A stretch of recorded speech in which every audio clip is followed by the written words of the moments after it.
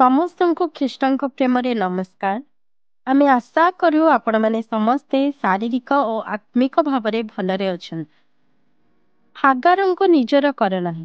ଆଜିର ଟପିକ ଆଉ ଥମ୍ବନେଲ ଦେଖି ଆପଣମାନେ ବୁଝି ସାରିଥିବେ ଆମେ ଆଜି ହାଗାରଙ୍କ ବିଷୟରେ ଚିନ୍ତା କରିବାକୁ ଯିବା।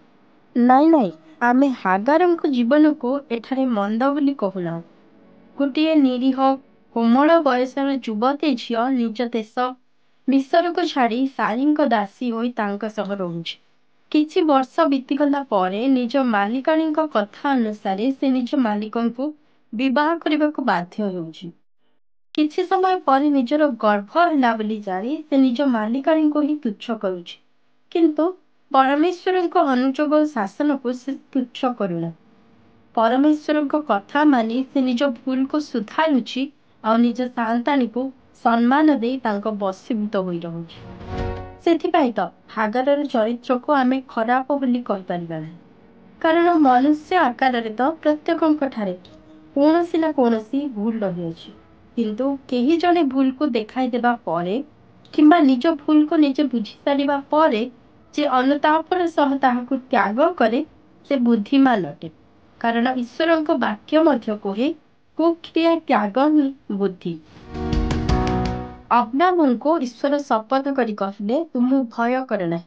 ତୁମ ଦାସ ତୁମର ଉତ୍ତରାଧିକାରୀ ହେବ ନାହିଁ, ମାତ୍ର ଯେ ତୁମ ଔରସରେ ଜାତ ହେବ ସେ ହିଁ ତୁମର ଉତ୍ତରାଧିକାରୀ ହେବ। ଏହି ପ୍ରତିଜ୍ଞାର ପ୍ରାୟ ପାଖାପାଖି 20 ବର୍ଷ ପରେ ଇସାହାକ ଜନ୍ମଗ୍ରହଣ କଲେ ଏବଂ ଈଶ୍ୱରଙ୍କ ପ୍ରତିଜ୍ଞା ଅନୁସାରେ ଅବ୍ରାହମଙ୍କର ଉତ୍ତରାଧିକାରୀ ହେଲେ। କିନ୍ତୁ ଈଶ୍ୱରଙ୍କ ପ୍ରତିଜ୍ଞା ଓ ଇସାହାକଙ୍କର ଜନ୍ମ ଏହି ଦୁଇ ଘଟଣା ମଧ୍ୟରେ ଯେଉଁ ଅପେକ୍ଷାର ସମୟ ଥିଲା ସେହି ସମୟ ଅବ୍ରାମ ଓ ଶାରୀଙ୍କ ପାଇଁ ଏକ କଷ୍ଟ, ସନ୍ଦେହ ଓ ପରୀକ୍ଷାର ସମୟ ଥିଲା। ଈଶ୍ୱର ପ୍ରତିଜ୍ଞା କରିସାରିଛନ୍ତି, ଧୀରେ ଧୀରେ ସମୟ ମଧ୍ୟ ବିତି ଯାଉଛି, କିନ୍ତୁ ପ୍ରତିଜ୍ଞା ପୁରା ହେଲେ ଅପେକ୍ଷା କରି କରି ସେମାନେ ଯେମିତି ଥକିଗଲେ ଏବଂ ଈଶ୍ୱରଙ୍କ ଠାରୁ ଭରସା ହଟାଇ ନିଜ ପନ୍ଥା ନିଜେ ବାଛି ନେଲେ। ତୁମ ଔରସରେ ଜାତ ତୁମ ପୁତ୍ର ହିଁ ତୁମର ଉତ୍ତରାଧିକାରୀ ହେବ। ଈଶ୍ୱରଙ୍କର ଏହି ପ୍ରତିଜ୍ଞାକୁ ସେମାନେ ନିଜେ ନିଜ ଇଚ୍ଛା ଓ ନିଜ ଯୋଜନା ଅନୁସାରେ ପୁରା କରିବାକୁ ଚେଷ୍ଟା କଲେ। ଶାରୀ କହିଲେ ମୁଁ ସିନା ବନ୍ଧ୍ୟା ହୋଇଛି, କିନ୍ତୁ ମୋର ଦାସୀ ଅଛି। ତୁମେ ତାକୁ ବିବାହ କରି ପୁତ୍ର ପ୍ରସବ କର। ସନ୍ତାନ ତୁମ ଔରସରୁ ହିଁ ଜନ୍ମ ହେବ। କେଜାଣି ଏହି ଦାସୀ ସେଥିପାଇଁ ମୋ ସଙ୍ଗେ ଅଛି। କେଜାଣି ପରମେଶ୍ୱର ଏମିତି ହିଁ କହିଥିବେ, ସନ୍ତାନ ତ ତୁମ ଔରସରୁ ହିଁ ଜାତ ହେବ। ଏମିତି ଅନେକ ସନ୍ଦେହ ଭରା କଥା ସବୁ କହି ସେମାନେ ଭୁଲ ନିଷ୍ପତ୍ତି ନେଲେ। ଆଉ ଅବ୍ରାମ ମଧ୍ୟ ଶାରୀଙ୍କ କଥା ମାନି ହାଗାରଙ୍କୁ ବିବାହ କରିନେଲେ। କିନ୍ତୁ ଈଶ୍ୱରଙ୍କ ଆଶୀର୍ବାଦ ସେଠାରେ ନଥିଲା।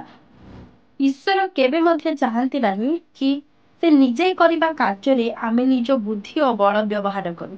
ଯଦି ଆମେ ସେମିତି କରୁ ତେବେ ସମସ୍ୟାର ସମାଧାନ ପରିବର୍ତ୍ତେ ସମସ୍ୟା ଆହୁରି ଅଧିକ ବଢ଼ିଯାଏ।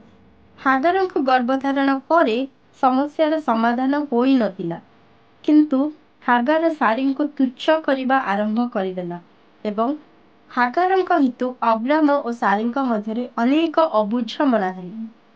କେବଳ ସେତିକି ନୁହେଁ, ହାଗାର ଯେଉଁ ସନ୍ତାନକୁ ଜନ୍ମ କଲା ସେହି ସନ୍ତାନ ହେତୁ ମଧ୍ୟ ଅନେକ ଅଶାନ୍ତିର ପରିବେଶ ସୃଷ୍ଟି ହେଲା। ହାଗାରର ପୁତ୍ର ଇସାହାକ ଓ ଶାରୀକୁ ପରିହାସ କରୁଥିଲା। ଈଶ୍ୱର ହାଗାରକୁ କହିଥିଲେ ତୁମ ପୁତ୍ର ବନ ଗର୍ଦ୍ଧବ ସ୍ୱରୂପ ହେବ। ତାହାର ହସ୍ତ ସମସ୍ତଙ୍କ ବିରୁଦ୍ଧରେ ଓ ସମସ୍ତଙ୍କ ହସ୍ତ ତାହା ବିରୁଦ୍ଧରେ ହେବ। ଏହି ବାକ୍ୟ ସଫଳ ହେଲା ଏବଂ ଆମେମାନେ ଜାଣୁ ଆଜି ପର୍ଯ୍ୟନ୍ତ ସେହି ଗୋଟିଏ ନିର୍ଦ୍ଦିଷ୍ଟ ଗୋଷ୍ଠୀର ଲୋକେ କିପରି ବନ ଗର୍ଦ୍ଧବ ତୁଲ୍ୟ ସାରା ବିଶ୍ୱରେ ଆତଙ୍କ ଖେଳାଉଅଛନ୍ତି। ଈଶ୍ୱରଙ୍କ ବାକ୍ୟ ଅନୁସାରେ ସେହି ଗୋଷ୍ଠୀର ଲୋକେ ସମସ୍ତଙ୍କ ବିରୁଦ୍ଧରେ ଅଛନ୍ତି ଏବଂ ଅନ୍ୟାନ୍ୟ ଜନସାଧାରଣ ତଥା ସୁରକ୍ଷାକାରୀ ସମସ୍ତେ ସେହି ଗୋଷ୍ଠୀର ଲୋକଙ୍କ ବିରୁଦ୍ଧରେ ଅଛନ୍ତି। ତେବେ ଏହି ସ୍ଥାନରେ ଆମେ ବୁଝିପାରୁଛୁ ଈଶ୍ୱରଙ୍କ ପ୍ରତିଜ୍ଞା ପୁରା ହେବା ପର୍ଯ୍ୟନ୍ତ ଅପେକ୍ଷା ନ କରିପାରି ଅଧୈର୍ଯ୍ୟ ସହ ନେଇଥିବା ନିଷ୍ପତ୍ତି ଏବଂ କରିଥିବା କାର୍ଯ୍ୟ ପରବର୍ତ୍ତୀ ସମୟରେ ଅବ୍ରାହମ ଓ ଶାରାଙ୍କ ପାଇଁ ଏବଂ ସମଗ୍ର ମାନବ ଜଗତ ପାଇଁ କିପରି ମହା ସମସ୍ୟା ହୋଇ ଠିଆ ହୋଇଯାଇଛି। ଅବ୍ରାମ ଓ ଶାରୀ କେବଳ ନିଜର ଦୁଃଖପୂର୍ଣ୍ଣ ଅତୀତ ସମସ୍ୟା ଭରା ବର୍ତ୍ତମାନକୁ ଦେଖି ନିଷ୍ପତ୍ତି ନେଲେ, କିନ୍ତୁ ସେମାନେ ନିଜର ଆସିବାକୁ ଯାଉଥିବା ଭବିଷ୍ୟତକୁ ବୁଝିପାରିନଥିଲେ। ମନୁଷ୍ୟ ଏହି ସ୍ଥାନରେ ହିଁ ଭୁଲ କରି ବସେ। ଅତୀତ ଓ ବର୍ତ୍ତମାନକୁ ଦେଖି ବଡ଼ ବଡ଼ ନିଷ୍ପତ୍ତି ସବୁ ନେଇଯାଏ ଏବଂ ଭବିଷ୍ୟତରେ ତାର କୁପରିଣାମ ଭୋଗ କରିବାକୁ ତାକୁ ପଡ଼ିଥାଏ। ତେଣୁ ଆମେ କିଛି ନିଷ୍ପତ୍ତି ନେବା ପୂର୍ବରୁ ଯିଏ ଭବିଷ୍ୟତକୁ ଦେଖିପାରନ୍ତି ତାଙ୍କ ସହ ଥରେ ଆଲୋଚନା କରିନେବା ଉଚିତ। ସେମାନେ ଏହି ପନ୍ଥାଟିକୁ ଯେତେ ସରଳ ବୋଲି ଚିନ୍ତା କରିଥିଲେ ତାହା ବାସ୍ତବରେ ସେତେ ସରଳ ନଥିଲା। ଈଶ୍ୱରଙ୍କ ଯୋଜନାକୁ ନିଜ ହାତକୁ ନେଇ ଏବଂ ଈଶ୍ୱରଙ୍କ କାର୍ଯ୍ୟକୁ ନିଜେ କରିବାକୁ ଚେଷ୍ଟା କରି ଅବ୍ରାହମ ଓ ସାରା ନିଜ ପାଇଁ ନିଜେ ହିଁ ସମସ୍ୟା ଓ ଦୁଃଖର ରାସ୍ତା ସବୁ ଖୋଲି ଦେଇଥିଲେ। ଆମେମାନେ ମଧ୍ୟ ଠିକ୍ ସେମିତି ଅପେକ୍ଷା କରି କରି ଅନେକ ଥର ଥକି ଯାଇଥାଉ ଏବଂ ଈଶ୍ୱରଙ୍କ ସଠିକ୍ ସମୟ ପାଇଁ ଆଉ ଅପେକ୍ଷା ନ କରି ନିଜ ବୁଦ୍ଧି ବଳରେ କାର୍ଯ୍ୟ ସବୁ କରିବାକୁ ଆରମ୍ଭ କରିଦେଇଥାଉ।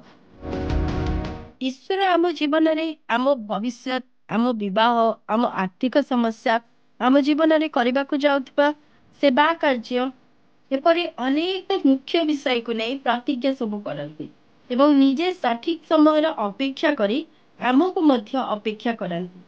ସେତେବେଳେ ଅପେକ୍ଷା କରି ନ ପାରି ଆମେମାନେ ଆମମାନଙ୍କର ଅଧୈର୍ଯ୍ୟ ଓ ଅସ୍ଥିର ମନ ହେତୁ ତଥା ଅନ୍ୟମାନଙ୍କର ଉନ୍ନତିକୁ ଦେଖି ନଚେତ୍ ପରିବାର ଓ ଚତୁଃପାର୍ଶ୍ୱର ଲୋକମାନଙ୍କ ଚାପରେ ଆସି ଭୁଲ ନିଷ୍ପତ୍ତି ନେଇ ବସୁ। ନିଜ ଯୋଜନା ସବୁକୁ ପୁରା କରିବାକୁ ଲାଗି ଯାଇଥାଉ। ପରବର୍ତ୍ତୀ ସମୟରେ ଆମମାନଙ୍କର ସେହି କାର୍ଯ୍ୟ ହିଁ ଆମକୁ ଅଧିକ ସମସ୍ୟା ଆଡ଼କୁ ନେଇଯାଇଥାଏ। ସାରି ଏବଂ ଅବ୍ରାମ ହାଗାରଙ୍କୁ ନିଜର କଲା ପରି ଆମେ ମଧ୍ୟ ଅନେକ ଥର ନିଜର ମୂର୍ଖତାପୂର୍ଣ୍ଣ କାର୍ଯ୍ୟ ସବୁ କରି ବସିଥାଉ। ଆମେ ଭାବୁ ଏହି କାର୍ଯ୍ୟଟି କରି ସର୍ଟକଟ୍‌ରେ ଆମେ ଶୀଘ୍ର ଲକ୍ଷ୍ୟସ୍ଥଳରେ ପହଞ୍ଚିଯିବୁ। କିନ୍ତୁ କଥାଟା ଯୋଜନା କଲାବେଳେ ଯେତେ ସରଳ ଦେଖାଯାଏ, ବାସ୍ତବ ଜୀବନରେ ସେତେ ସରଳ ହୋଇନଥାଏ। ଆମେ ଧୀରେ ଧୀରେ ଆହୁରି ସମସ୍ୟା ଭିତରକୁ ପଶିଯାଉ ଏବଂ କେବଳ ଗୋଟିଏ ସମସ୍ୟା ନୁହେଁ, ସେହି ସମସ୍ୟା ଆହୁରି ଅନେକ ଛୋଟ ବଡ଼ ସମସ୍ୟାକୁ ଜନ୍ମ ଦେଇଥାଏ। ଅପେକ୍ଷାର ସମୟରେ ଯେତେବେଳେ ମନରେ ଦ୍ୱନ୍ଦ୍ୱ ଆସେ, ଅନେକ କିଛି କାର୍ଯ୍ୟ କରିବାକୁ ଇଚ୍ଛା ହୁଏ, ସେତେବେଳେ ପ୍ରାର୍ଥନାରେ ଈଶ୍ୱରଙ୍କ ଇଚ୍ଛାକୁ ଥରେ ବୁଝିଲେ, ତେବେ ସେ ଆମ ଦ୍ୱନ୍ଦ୍ୱ ସବୁ ଦୂର କରିବେ ଏବଂ ନିଜର ଇଚ୍ଛାକୁ ଆମ ଜୀବନରେ ପୂରା କରିବେ। ଯଦି ଅବ୍ରାମ ହାଗାରଙ୍କୁ ବିବାହ କରିବା ପୂର୍ବରୁ ଥରେ ଈଶ୍ୱରଙ୍କ ଇଚ୍ଛା ବୁଝିଥାନ୍ତେ, ତେବେ ଏତେ ସବୁ ସମସ୍ୟା ହୋଇନଥାନ୍ତା। ଏବଂ ଆଉ ଏକ ମୁଖ୍ୟ ବିଷୟ, ଈଶ୍ୱର ଯେତେବେଳେ ଆମ ଜୀବନରେ ସ୍ୱପ୍ନ, ଦର୍ଶନ କିମ୍ବା ନିଜ ଦାସମାନଙ୍କ ଦ୍ୱାରା ପ୍ରତିଜ୍ଞା ସବୁ କରନ୍ତି, ସେ ଆମ ଭବିଷ୍ୟତରେ ଘଟିବାକୁ ଯିବା କିଛି କଥାକୁ ଆମକୁ କହିଦେଇଥାନ୍ତି। ତାହା ଈଶ୍ୱର ଏଥିପାଇଁ କୁହନ୍ତି ନାହିଁ କି ଆମେ ନିଜ ବୁଦ୍ଧି ଆଉ ବଳକୁ ଖର୍ଚ୍ଚ କରି ତାକୁ ପୂରା କରିବାକୁ ଲାଗି ପଡ଼ିବା, କିନ୍ତୁ ଏଥିପାଇଁ କୁହନ୍ତି କି ଈଶ୍ୱରଙ୍କ କଥାରେ ବିଶ୍ୱାସ କରି ସେହି ଘଟଣା ପୂରା ହେବା ପର୍ଯ୍ୟନ୍ତ ଅପେକ୍ଷା କରିବା।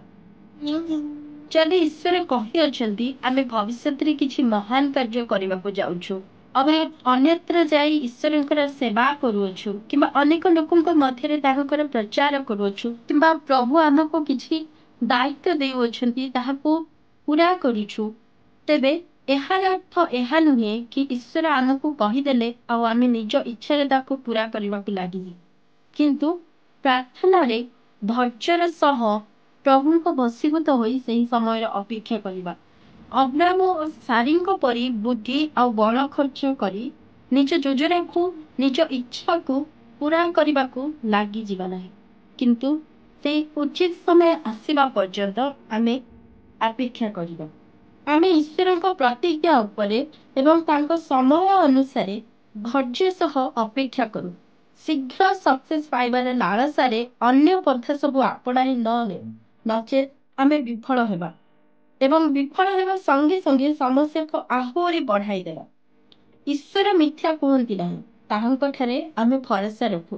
ଯେତେବେଳେ ସେ ଆମକୁ ଅପେକ୍ଷା କରିବାକୁ କହନ୍ତି, ସେତେବେଳେ ସେ ନିଜେ ମଧ୍ୟ ଆମ ସହ ସଠିକ୍ ସମୟରେ ଅପେକ୍ଷା କରନ୍ତି, ଏହା ଆମେ ମନେ ରଖୁ। ତେବେ ଈଶ୍ୱରଙ୍କ ଉପସ୍ଥିତିରେ ରହି ଦୁଃଖ ଓ ଚିନ୍ତାରେ ନୁହେଁ, କିନ୍ତୁ ତାଙ୍କ ସହ ଆନନ୍ଦରେ ଏହି ଅପେକ୍ଷାର ସମୟକୁ ଆମେ ବିତାଇ ଦେଉ। ପ୍ରଭୁ ଏହି ଅଳ୍ପ ଚିନ୍ତାରେ ଆମ ପ୍ରତ୍ୟେକଙ୍କୁ ଆଶୀର୍ବାଦ କରନ୍ତୁ। ଧନ୍ୟବାଦ।